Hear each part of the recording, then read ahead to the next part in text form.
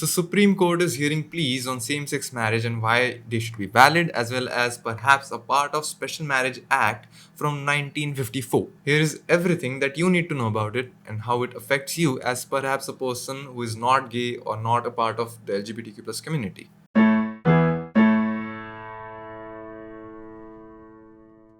Let's begin with LGBTQ plus and what it stands for. I'm not gonna go into the history of it all unless I have to. L stands for lesbian, G for gay, B for bisexual, T for transgender, and Q stands for queer, which is an umbrella term which basically means different or out of the norm. To make this a little easier to understand, most of the LGBTQ plus or the queer community takes place in a person's sex, in their sexual orientation, in their gender, and their gender identity. Every single human being has a sexual orientation and a gender identity. Let's talk about genders first. Genders are different than sex, like biological sex. Biological sex, as it implies, is biological in nature. We are born with it. Genitals is usually how you identify a newborn's sex, and then that sex determines one's gender. We are put in the world of binaries, males and females, even though we know about 2% of the people in the whole world are intersex, with 0.5% of the population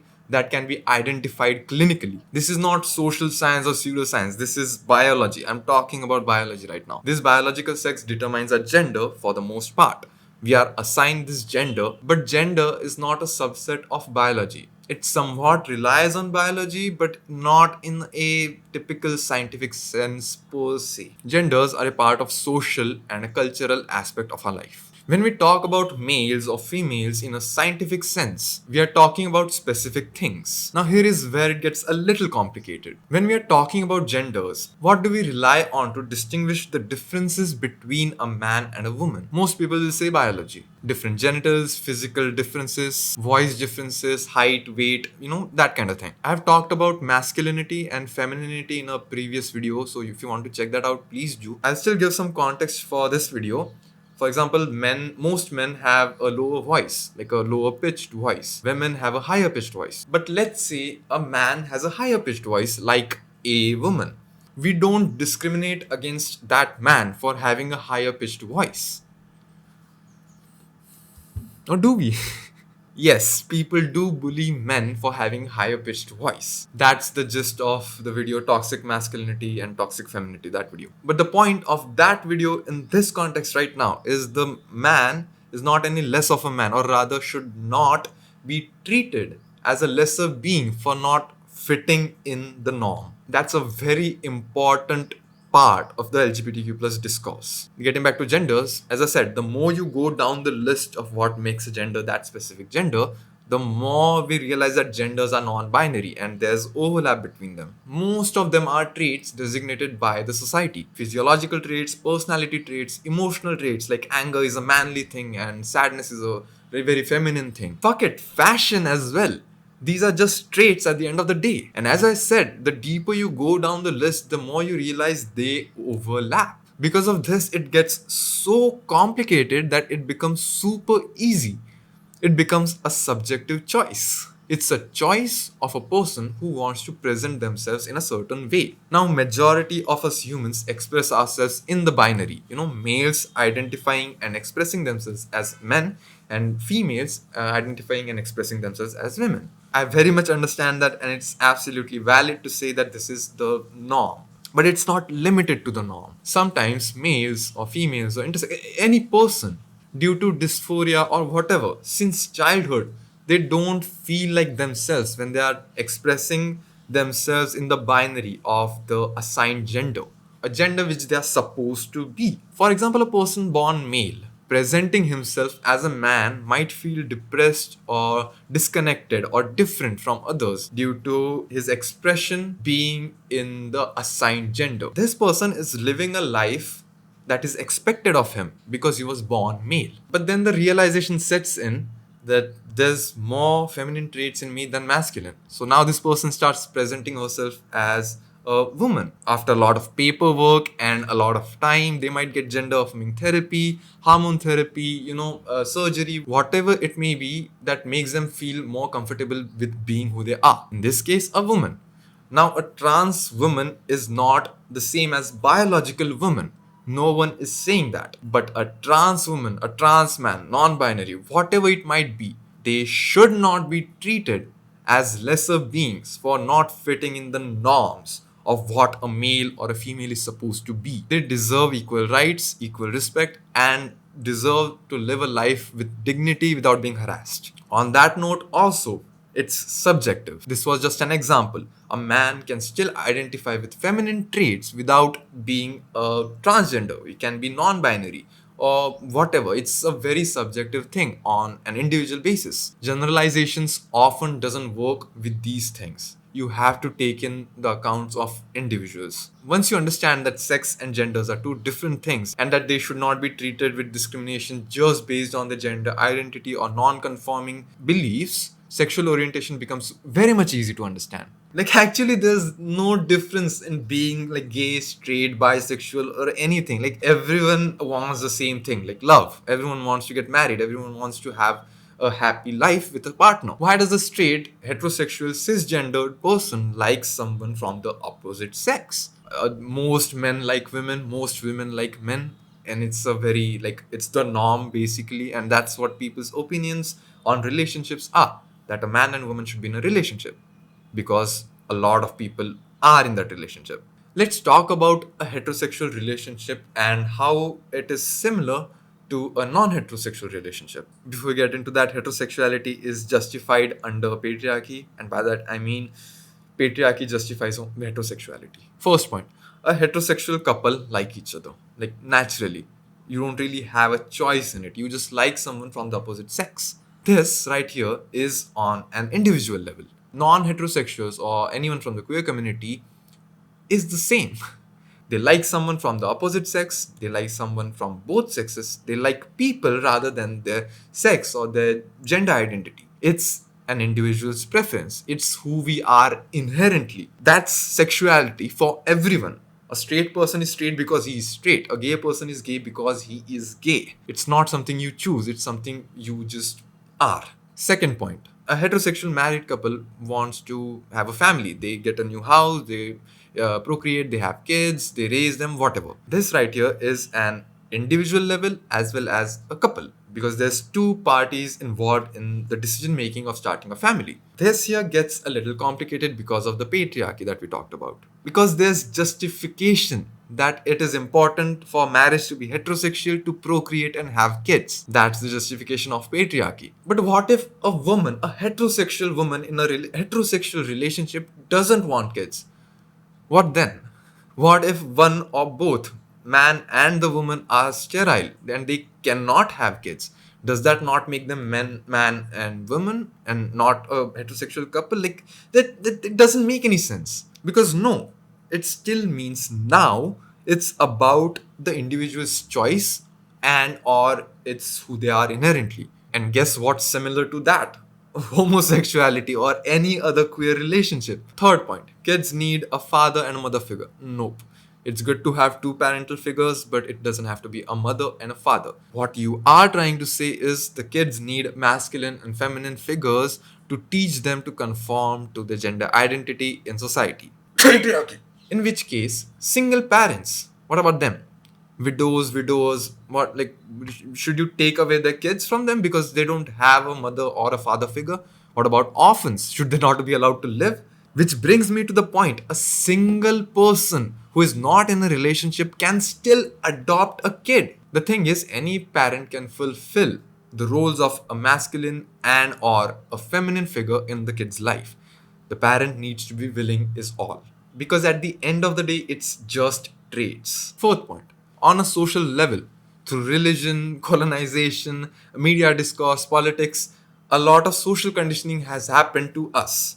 And it has created a perception of what is acceptable and what is not. That norms should not just be acknowledged but applauded, while differences are subjected to oppression, scrutiny, and violence. All of this just so it fits into the narrative of an ideal binary world, a world that serves the people in power and keeps the patriarchy going. There's always been justification from people in power to suppress people's voices when they are asking for their fundamental rights.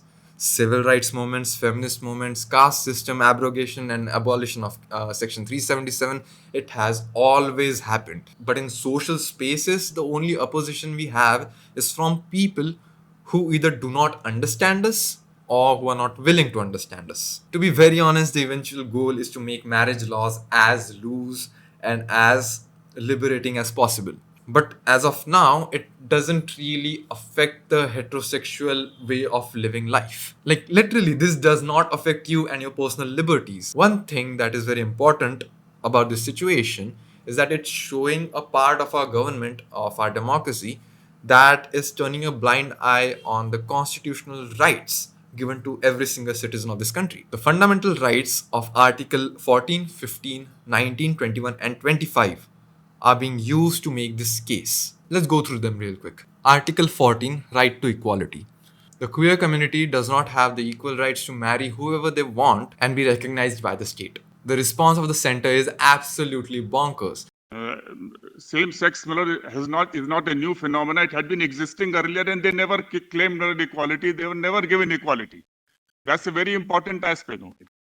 Go as far back as in history, my lord, they have existed, but not on an equal level. What I wish to say, my lord, is that marriage amongst heterosexuals or the heterosexual union is not a gift of any of these laws.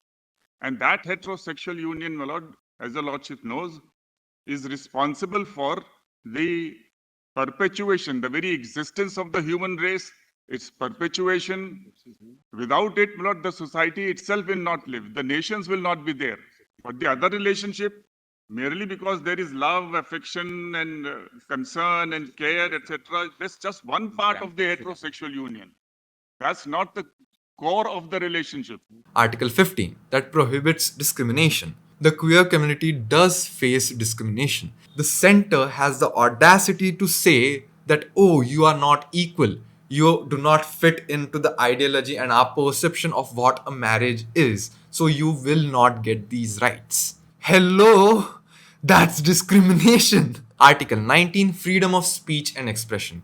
Under this article, people have the right to express themselves however they want, and that in interpretation can be expressed through consensual adult relationships. Patriarchal aspect of marriage kind of ruins a part of the Special Marriage Act from 1954. That is, a minimum age of a man should be 21 for him to get married, because according to the traditional way of looking at marriage, the man has to be the sole provider of the house. And for a woman, the minimum age is 18 because that's when she is the most fertile. I hate even saying that. It's so inappropriate. Because nowadays, that's not how marriages work. A unity between two, let's say a man and a woman, nowadays it's a matter of choice. So even though, yeah, the minimum age for a woman is 18 and the minimum age for the man is 21, most couples get married way after that age limit, after they have settled, after they have matured. This is a reason why sexism is still quite prevalent in at least rural areas. Although there's talks of a bill being passed where the minimum age will be 21 for everyone, and when that happens, the institution of marriage will prevail because it will provide individual rights to both the parties involved to create an equal marriage. Slight tangent and an opinion.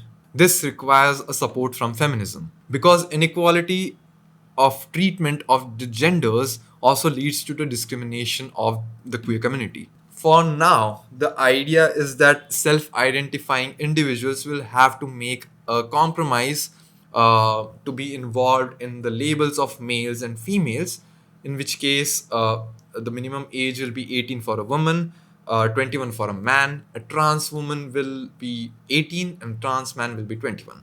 A compromise the queer community will have to make if they want to seek protection under the Special Marriages Act. And also at least until minimum age of marriage is increased to 21 for everyone. The next article is Article 21, protection of life and liberty. Again, through interpretation, life isn't just existing. It's living, being able to choose for oneself, including a life partner, being able to live a dignified life that respects the liberty of the individuals. It's not just a stamp of, okay, you are not a criminal anymore because we have abolished Article 377. It's affirmative action as well. Being able to live a happy, fulfilling life with a person of your own choosing, which leads to Article 25, freedom of conscience, the right that every citizen has, a freedom to follow one's own moral compass. Marriage, in India at least, is a very social thing where families force their queer kids to conform.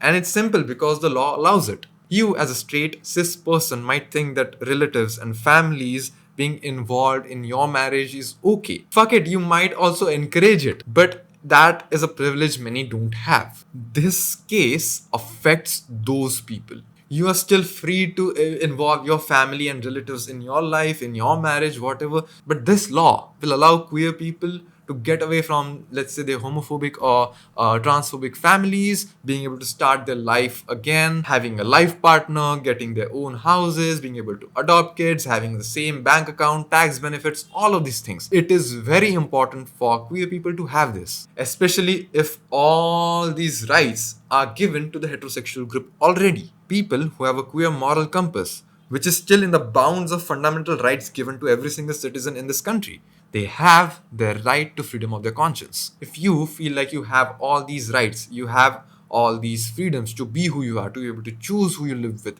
to have your own house, to be able to get a bank account with your partner, to be able to adopt kids if you want. If you have all these rights, imagine your life without them. That's a queer person in this country. A queer person is alienated from the majority.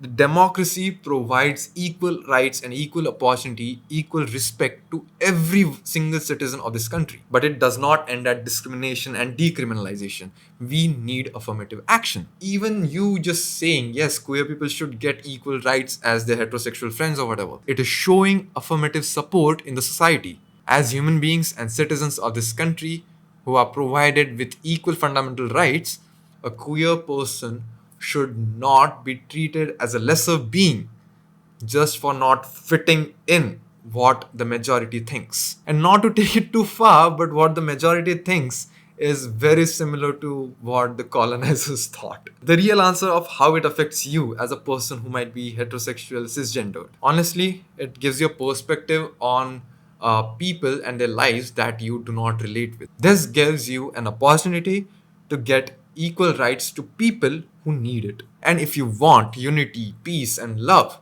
you have to work on things that don't affect you directly. Even if it is just showing support to people in need, it's very important. Just like you don't need to be a woman to be a feminist, right? You don't need to be an African American to support Black Lives Matter. Similarly, you don't need to be a queer person to support the LGBTQ plus community.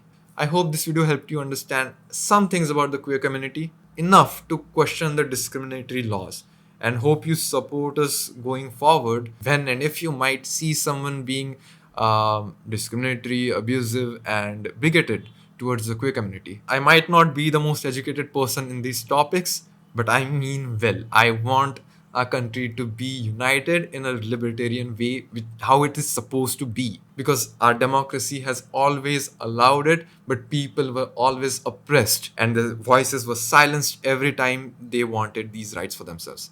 Now is the time to support these rights. Thank you so much for watching. I'll see you in the next one. Bye. So the procreation of children and the perpetuation of the society, Lord, and the race and the nation is an intrinsic idea, Lord, spelled out in this. So these These are all arguments on merit. It's on the merits, but I'm just briefly, Lord, cursorily taking a lordship. This is an argument saying that don't do this.